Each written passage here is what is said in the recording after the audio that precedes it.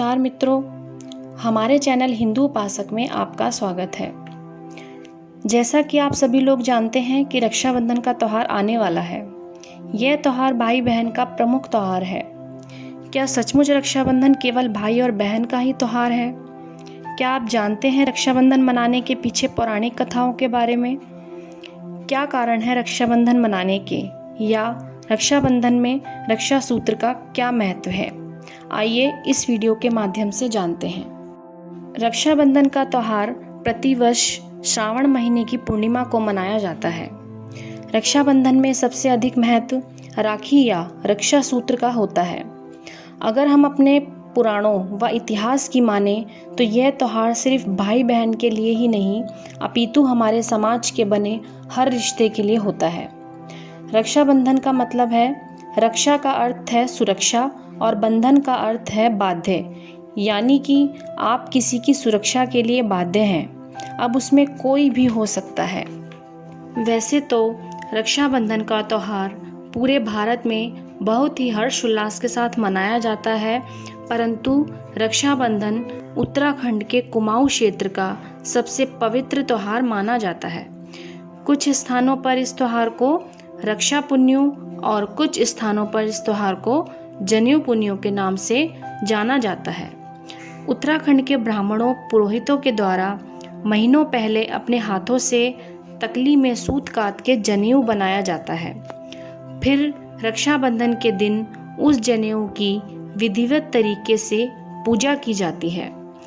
उसके उपरांत ब्राह्मण पुरोहित उस जनेऊ को अपने यजमानों को वितरण करते हैं। इस त्यौहार के दिन सुबह स्नान ध्यान और पूजा आदि के बाद गायत्री मंत्र बोलते हुए ब्राह्मण पुरोहित और यजमान जनेऊ को धारण करते हैं। जिन पुरुषों का यज्ञोपवीत नहीं हुआ होता, ब्राह्मण पुरोहित उनके दाएं हाथ में और महिलाओं के बाएं हाथ में रक्षा सूत्र बांधते हैं।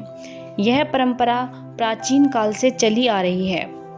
रक्षाबंधन के दिन नामकरण, अन्नप्राशन, यात्रा, व्यापार, वाहन क्रय शुभ माना जाता है और ब्राह्मण अपनी जनेऊ बदलते हैं। आइए जानते हैं रक्षाबंधन मनाने के 3 प्रमुख कारण।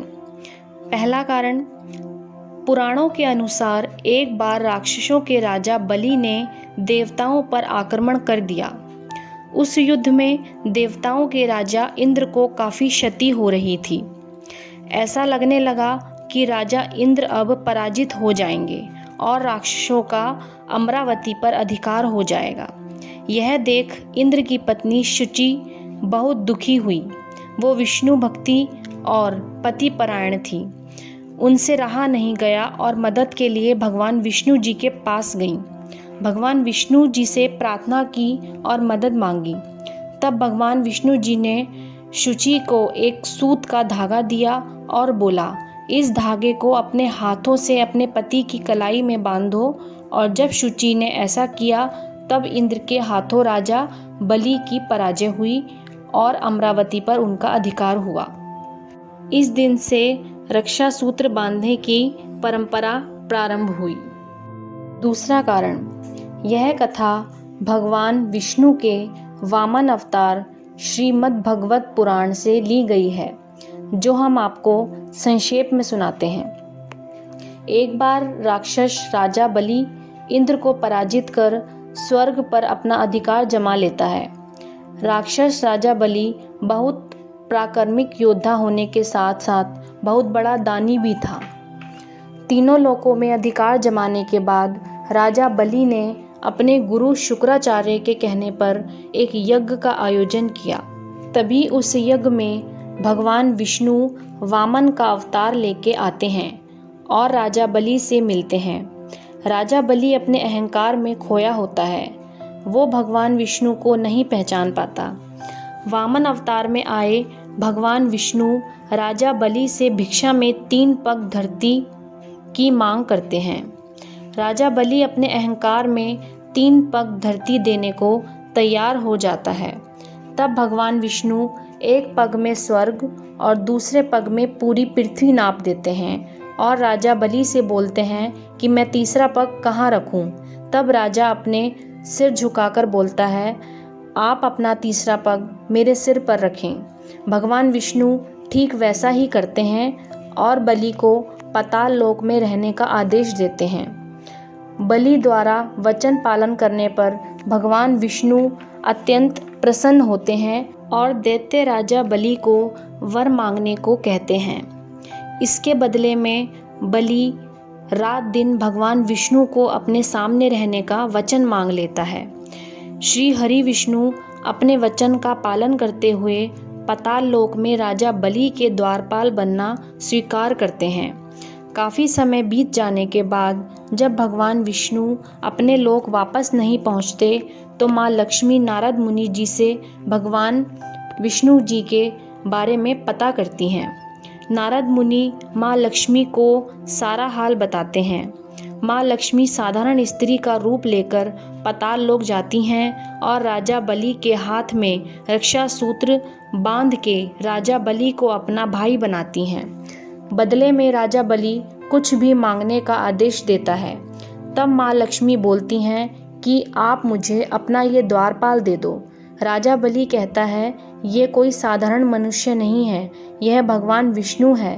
तब माँ लक्ष्मी अपने वास्तविक स्वरूप में आ जाती हैं। राजा बलि दोनों को प्रणाम कर अपने लोक जाने को कहता है।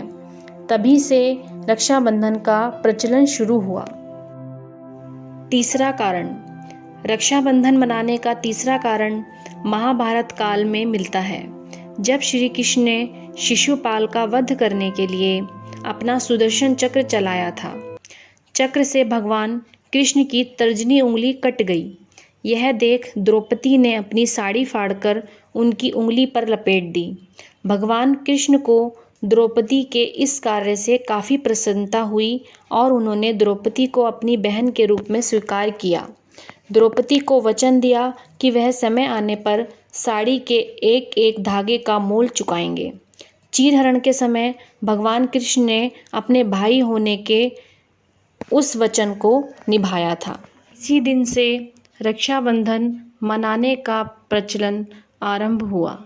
जब ब्राह्मण अपने यजमान को रक्षा सूत्र बांधते हैं तब एक श्लोक बोला जाता है, येन बद्धो बलि राजा दानवेंद्रो महाबला तेन त्वं प्रतिबध्नामि रक्षे माचल माचल।